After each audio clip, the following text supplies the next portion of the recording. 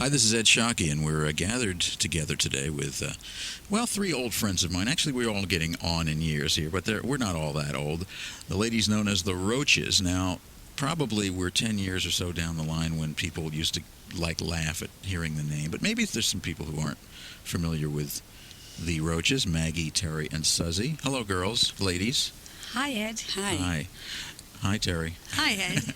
So let's play them a little bit of your song from your first album that sort of tried to explain, at least up to that point, where you had all been and who in fact you are.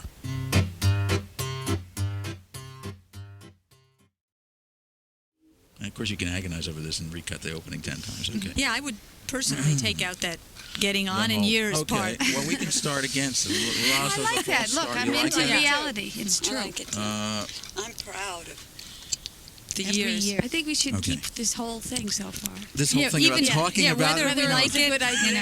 I like good that. Start.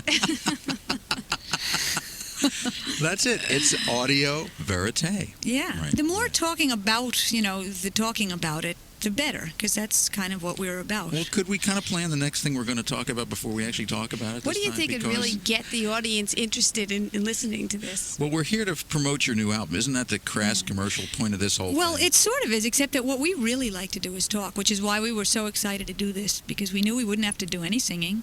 Music. And we also know that you like to talk, Ed. I love to talk, and I especially love to talk with you because we've been talking backstage at Conscious for about 10 years. In fact, we've always thought that's why you like to come to our shows, because you get to talk so much. Oh, I can't stand that horrid music you do. I mean, I just love you personally, and that's the thing.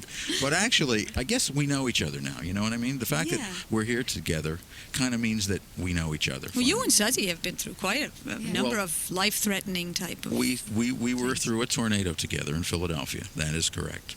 The first time I met you, Ed, I had a huge fight with you. Do you remember that? Well, you took it out on me that commercial radio, didn't really take to your music too well, right? And then you decided to make me music. You were whipping boy. You were defending commercial radio. I was never defending commercial radio. In fact, we're speaking to an audience today of probably college and alternative radio, trying to convince them why they should play your new Paradox MCA album. And it's taken 10 years to get you to say that on the air. Called Speak. To say what on the air? To say that somebody ought to listen. No, I'm only kidding. I love your new album, Speak, on Paradox MCA Records. And Did you say Speak on Paradox Records? Which we're here to flog mercilessly today and tell everybody why they should listen to it. The funny thing is you obviously have a funny side, and this hopefully was part of it, and a serious side, and we'll hear some of that in some of the tunes on the new album. But can we wax serious for a moment here and get a little bit of the story of your early lives. Now, you're three sisters, and I think your age differences are about... Maggie, you're the oldest, and Terry's about 3 years younger, and Suzzy 2 years younger, right? I remember that. Maggie and Terry are a year and a half apart, and I'm 5 years younger than Maggie. Okay. Yeah, you gave me an extra year, which I appreciated. Now, you have a brother also, right? Mm-hmm. Yeah, Dave. David. He's a year and a half younger than me. So that's it, the four of you in the family. Tell me about your parents and your background a little bit growing up. They met on stage in a play together. And he was the lead, and she had a walk-on part.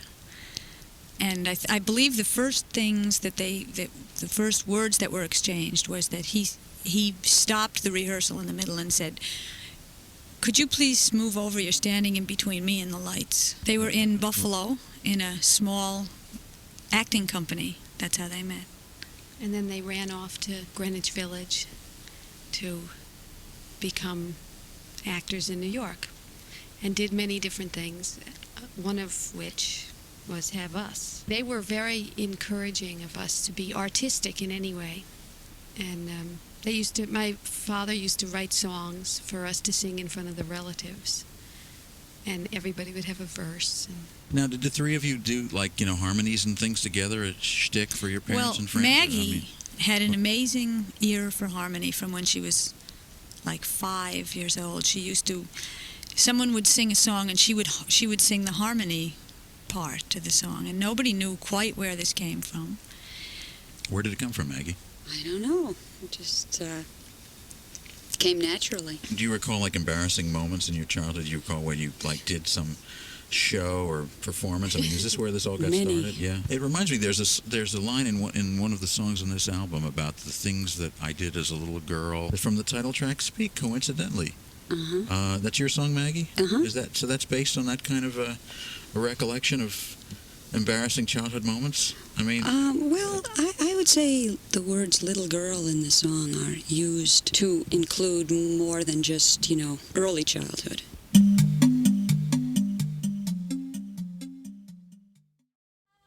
The title track to the album, Speak. We're talking with Maggie, Terry, and Suzzy Roche. The song, we should talk about the song Big Nothin' also, because that's, I guess, do you think that'll be the big hit single and the new video for the Roches? It's a kind of a catchy little tune there. Whose song is that? Big Nothin' is a joint effort among the three of us. And, yeah, I think the way you just described it would be nice. The seriousness of every single project or every single event, as soon as it's over, it's nothing, And the same with not just the career thing, but the relationships and the whole, all the energy that gets put into things that really don't matter in the end.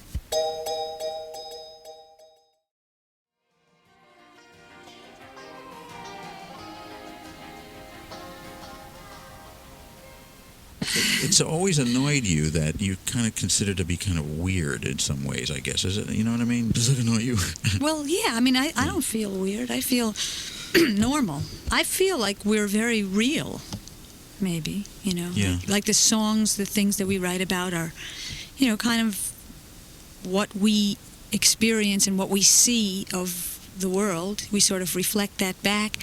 So that when someone says it's weird, I think of weird as, trying to do something to change reality.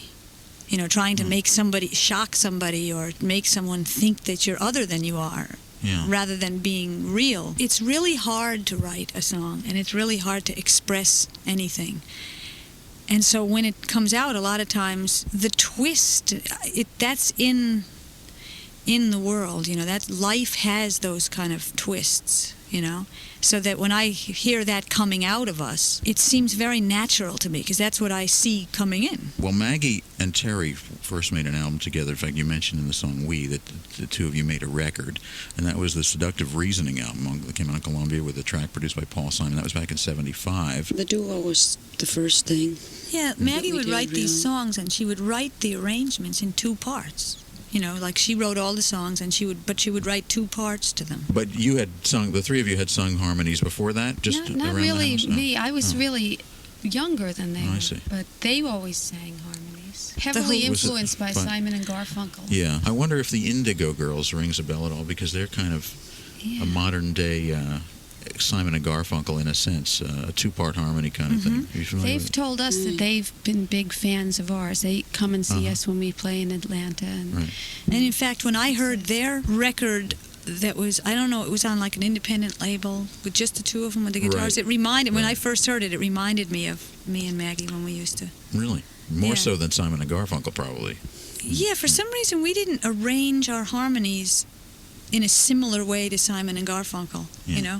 We used a lot of fourths and fifths and stuff. Have you studied in music to the point where you can analyze the harmonies that you're creating? I mean, We've developed a sense of that over the years. I mean, we don't know everything Or about usually, sometimes you will write something and then go back and analyze what it is that you've done instead of knowing, or at least for me, I don't know what I'm doing a lot of the time. We started studying late in life, pretty much. I mean, we didn't have any early musical training, but in our 20s, we started to get into taking lessons with this person or lessons with that person.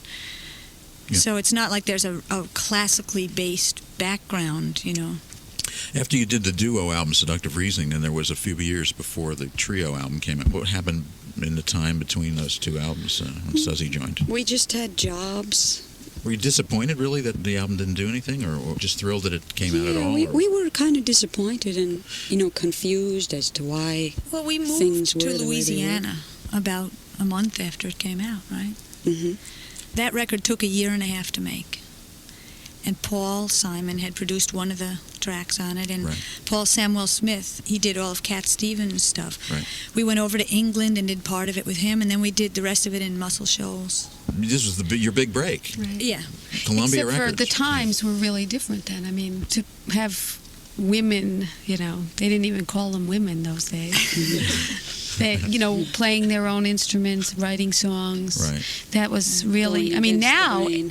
that's the real popular thing. Then no one was doing that. We had to fight with everybody about, we want to play our own guitars. They would want to bring somebody in who was a studio musician to play the part that you could play. Right. So how did Suzzy come back into the scene? Well, when they came back from Louisiana, I had moved into New York at that point, and we got together at Christmas time to sing Christmas carols, arrange them, and go in the street to sing for money, because we didn't have any money. And that's really how it started.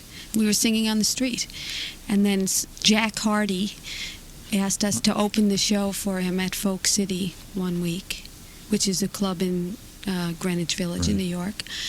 And we started playing there, and then we started drawing crowds, and it was Popped. mostly men with guitars in these clubs. Not exclusively, but mostly, wouldn't you say? People were always commenting on what we wore at that time. I remember every time we would get written about, there would be a whole paragraph about they wear shorts and sneakers, and this was like not being done, I guess, or it was unusual, We were completely full of beans. I mean, we were just so, brave, and We had 12 songs. right, we would just do the same things. We were so convinced that what we were doing was the most fantastic thing that ever was invented.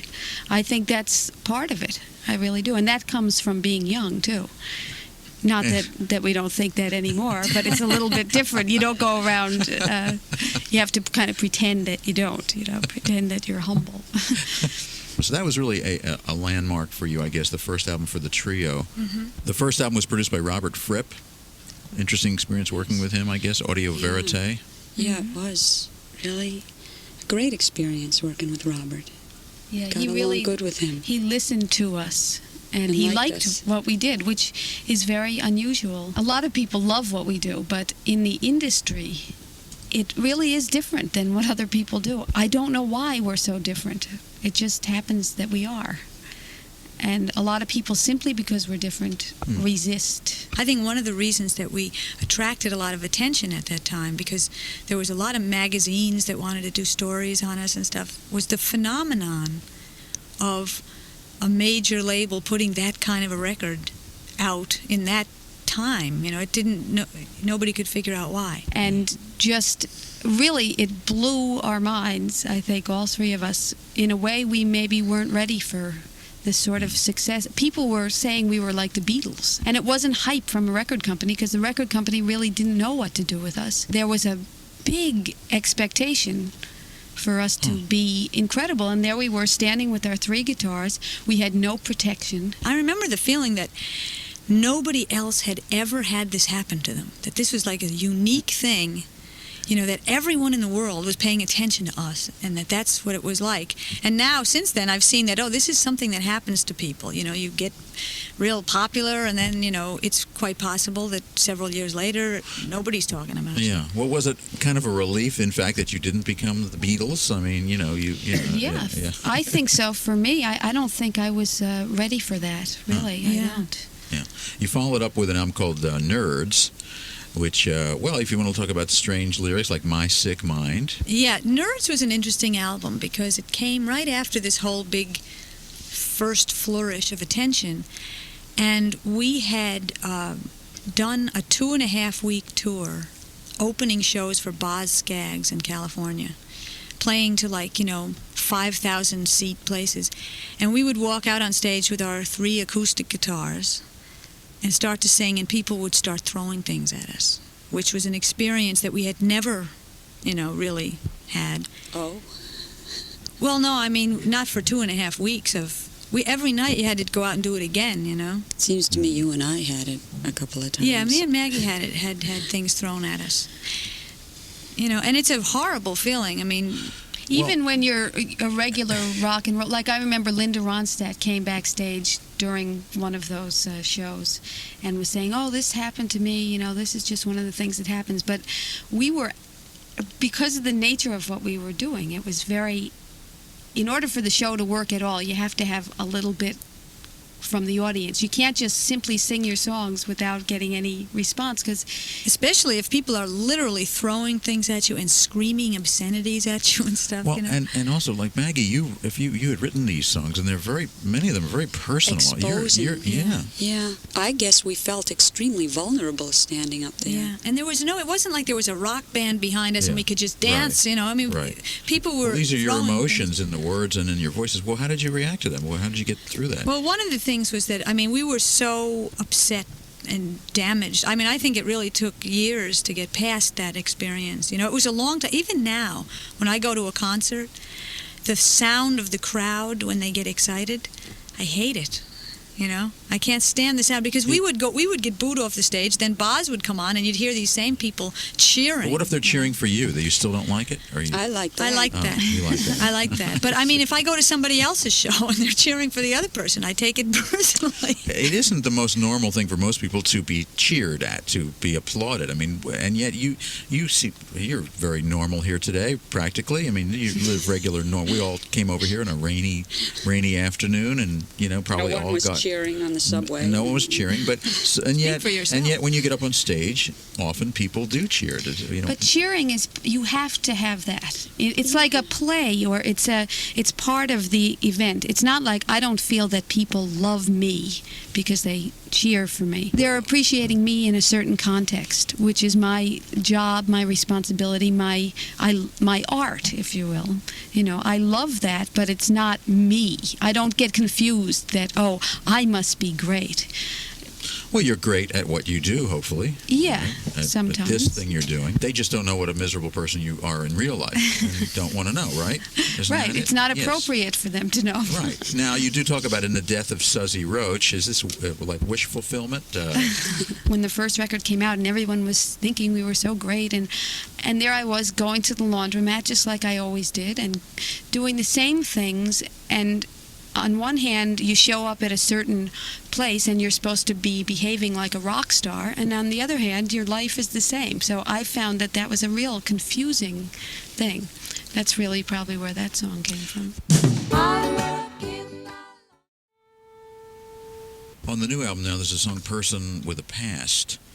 I guess does that relate to that at all? The idea of everybody's got their own private lives in the background, Maggie? Yeah, I wrote that one, and I think that's just about mistakes in the past. And actually, the song "Broken Places," that's another very introspective song. How did that song come about?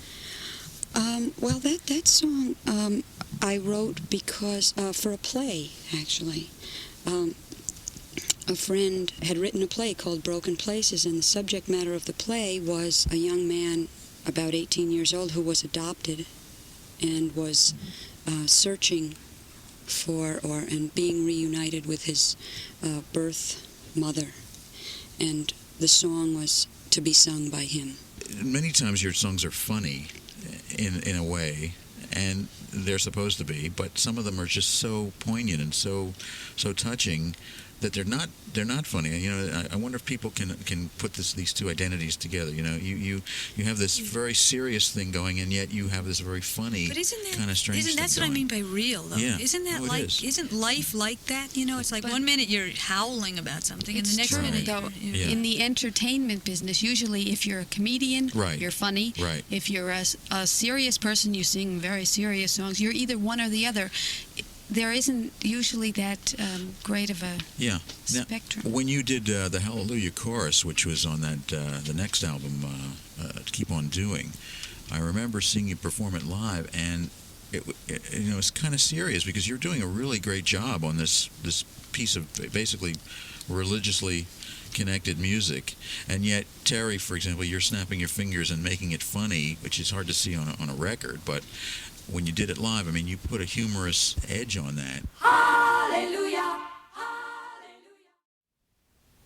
When a listener who's familiar with that listens to Merciful God on the new album, one has to think, is this serious stuff, or is there still a glimmer of humor in this? I What's would say behind that song is a perfect example of a song that has both. You know, you're hoping that God, you know, if God is there, that God is merciful.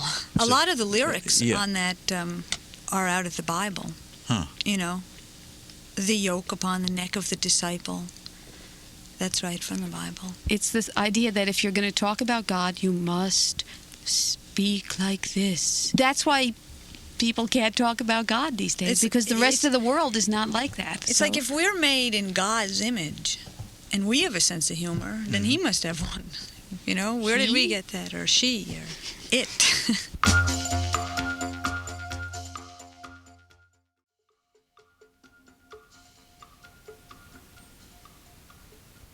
The next Warner Brothers album was the final one, called Another World. I guess you got more into instrumentation on that album. Right. Yes. Electronics and Right. and more of a rock band sound. Well, we had wanted to experiment with different instrumentation, but we didn't know ourselves how to do it yet. A guy called Cathcart helped us very much in developing our own ability to work with synthesizers and drum machines and different instrumentation, which led to this record, really, which is all of our own arrangements, really.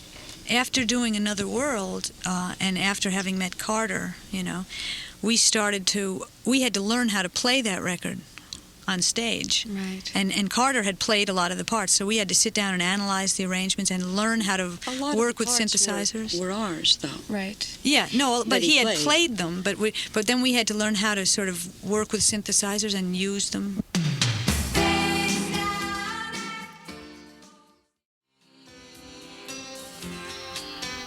It's a great record in its own way, considering all the strife that was involved. Well, you were still writing songs the way you had been? Was it the same, same type, same idea in writing? The difference, I think, with that album is those songs were written, and then the record was made, and then we toured the songs. Whereas what we had done in the past and with the new record is we would write the songs, play the arrangements, go on the road and tour them, then go in the studio and make a record of what we were already doing. And you learn a lot about them in front of an audience. You know, you learn a lot about a song and how it feels and what it means, you know.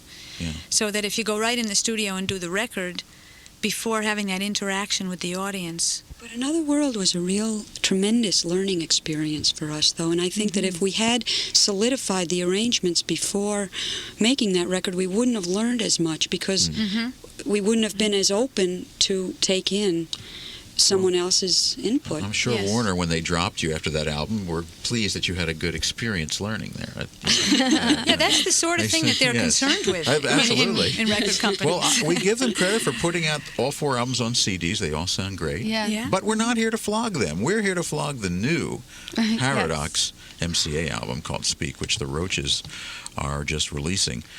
You had one EP on Rhino, we should mention, in the meantime, or released by Rhino in between. The No Warners. Trespassing. It's really SOS, just distributed by Rhino. And also we would take note, of course, that Suzzy's acting career is moving right along with a wonderful performance in Crossing Delancey.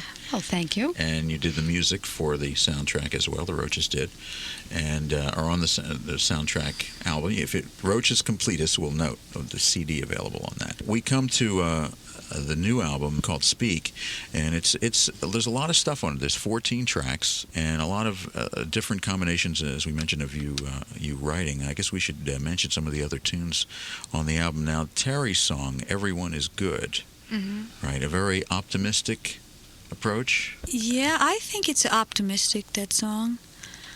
That song basically came out of an experience that I had, a conversation that I had with somebody in which we were kind of gossiping about people that we knew, you know, and afterwards I was thinking, you know, that it was a shame that, I mean, it just struck me that the world is full of, you know, lots of judgment, you know, again, like, I don't like you because you're wearing that kind of shirt, and you don't like me because I have too much money, or this person over here doesn't like that person, you know.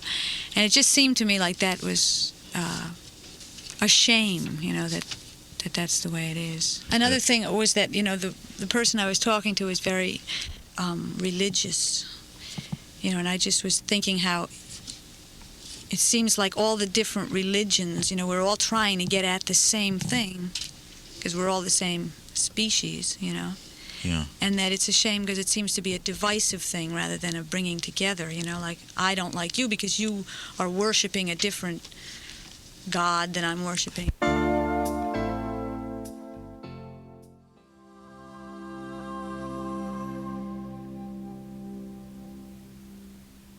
When you did the Hallelujah chorus, that was kind of coming from a serious point of view. Well, we learned that. Yeah. We did learn that in choir, and choral music, religious music. It just happened to be religious, but to sing in church, that's a lot of what our background really has been. So that's where kind of this harmony, some of the harmony ideas. I think Maggie's, a lot of Maggie's tunes, especially, are very church-like. Don't you think? I can see that. I didn't say God-like. I said church-like. We could mention losing our job. Now, here's an experience we've all gone through. And there's an example of you talking about, I don't believe these words I'm singing, where you kind of, you're kind of saying something and then you're kind of winking and giving an aside. And yet singing it in such a manner that if you were only casually listening to the lyrics, it would sound like it was straight, but not at all kind of funny. You know what I mean? Right. Which is something you do a bit of. Isn't it true, though? That's exactly the feelings. It's all true. But people don't expect funny lyrics to be sung in such a deadpan, straight fashion. Did you ever have like a funeral that you were going to and you're, just on your way into the thing, you're struck with a panic that you're afraid you're going to do something terribly inappropriate because you're so filled with feeling. You're afraid you're going to go up to the widow and laugh or, say something wrong,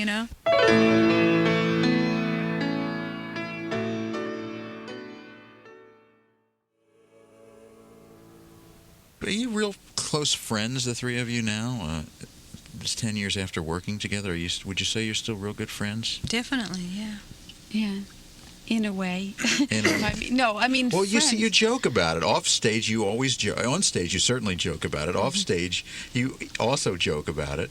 And, even knowing you, I don't exactly know where the reality is as opposed to you kind of kidding around a lot about, We see each other almost every day. And yet, a lot of times, I have no idea what is happening to, I know what's happening to you. Terry is very forthcoming. You can't not know what's happening.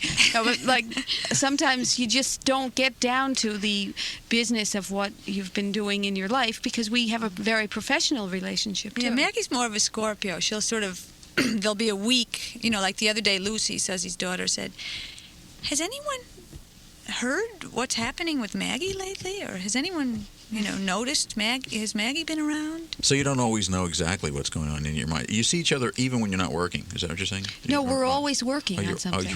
We really, yeah. it has been very unusual for us to not see each other over the last 10 years, more than 2 or 3 days at a time. Right, like I'm going away in a few weeks, for 2 weeks. I'm going on a vacation with my boyfriend.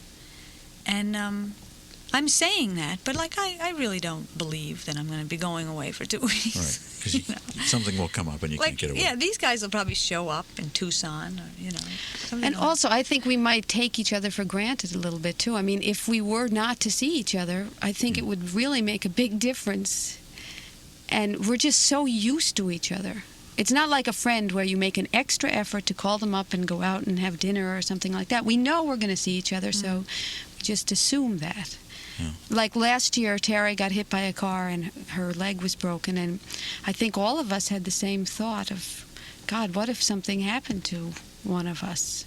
For not just, for financial reasons, which might be the first thing you might think of, but that's what I thought. Is that what you thought when I called from the hospital and you thought? Suzzy, you've gotten into acting, as we mentioned, with Crossing Delancey, and you're also a single mother. Right. Well, it is the hardest thing about my life, but it's also the best thing too. I mean, both things are directly against each other, including the hours.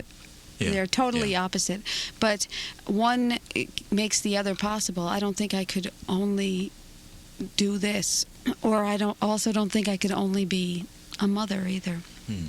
But it really is. It's really hard to maintain the two things. So the three of you really have different lifestyles as far as family or situations and so on. Does that affect kind of the way you write songs or the way you share experiences? As far as the songs. I think it makes it more of a three-sided thing, that we're coming at it from three really different angles, so that there's more of a variety of experience that goes into the creative collaboration thing. If we were all living the same lifestyle as each other, it might have less colors to it. I guess the converse to that is, are your relationships different than just three sisters because you write songs together and sing together and work together? Yeah, I mean, a lot of people never see their sisters. I mean, What a concept. And also, a lot of people also they're so close to their sisters, and like this sentimental thing that I don't feel like we really have with each other, because we're on a day-to-day, we're working with each other too, so there's not a lot of great feelings from afar. It's all very great feelings from a close. Was this basically your idea, this whole thing of singing as a group and making music together professionally? I've just been doing it since I can remember. It just seemed to be the thing to do. And I was going to say that I think of the three of us, Maggie is the most motivated to do this. You've always been since you were little, motivated to write and express yourself in this way, without having a conflict of, should I be doing something else, or maybe I should be, in a different profession. It's probably a rather, standard psychological phenomenon. The shy one has to go out and do it and something to prove? The shy one with a flip side. Oh, I see. A kind of a dark side? Well, just that, how people can be quiet in some situations and then, overly loud in other ones. She's a person with a past. A person with a past, yes. The song Nocturne, is that your song, Maggie? Yes.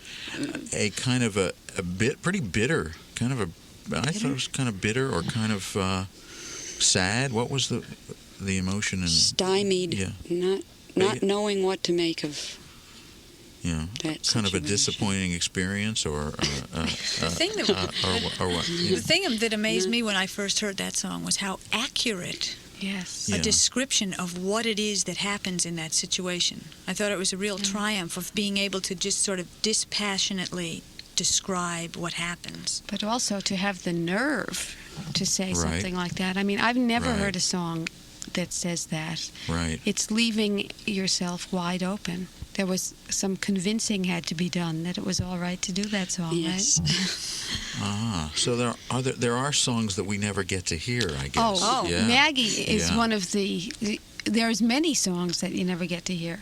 The Hammond song was like that. I remember she didn't begging, please. Really? No, it is good. It is good. I remember you just felt that it was not finished, or it wasn't going to mean anything to anybody else. That it was like. Well, you guys had to add the final line. I remember that. What is the final line? The line about "Tell me I'm okay." Don't you remember that? That one line was missing, and you. Oh, I don't remember. You supplied it. I don't remember, but I will take credit for it. The anti-sex backlash of the 80s. Yes, ladies, we're here to discuss this today. Kind of funny, but not that funny. Kind of serious, too. What was that? Where'd that song come from? That was a really unique thing, because what happened was we were having a conversation, and Maggie and Terry were actually having a conversation, and I took down lines that they had said, not necessarily every line. Not every line, and also put halves of lines together. And we talk a lot. That's one of the other things. I mean, when we're supposed to be rehearsing or writing or something like that, we spent a lot of time talking, which is really part of the process. We'll have like a 4-hour rehearsal, during which time maybe 3 songs will get sung. Sometimes that's true.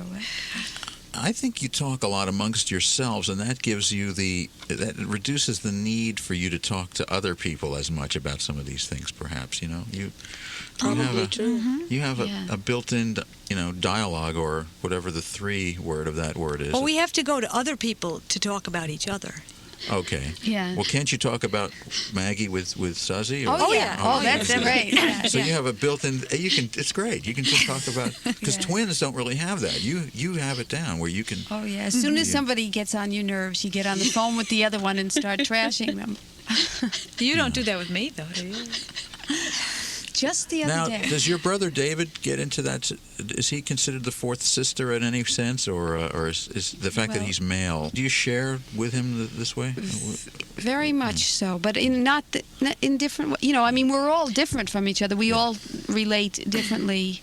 Dave and I wrote a song together last year for the first time, and it wound up in Crossing Delancey. I Love My Mom, talking about your feelings toward your mother there, or Kind of, I suppose. Yeah, that's my song about being a mother, I think. I've been trying to write about it for almost 8 years. One night at the end of the rope of an earache that Lucy had, which if you have children, the earaches are the worst.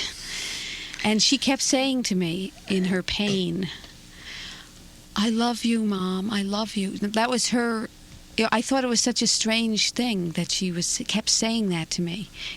When she was hurting so much, she kept telling me that she loved me. And it was just like in the middle of the night, I was awake and she finally fell asleep, and I just wrote it. It was almost like, it was so adult of her. She really appreciated that I was taking care of her. And also, I also find as a parent that a lot of the feelings I start to think about my mother too, It's really like you see it from both perspectives. So I guess that song's for Lucy and my mother.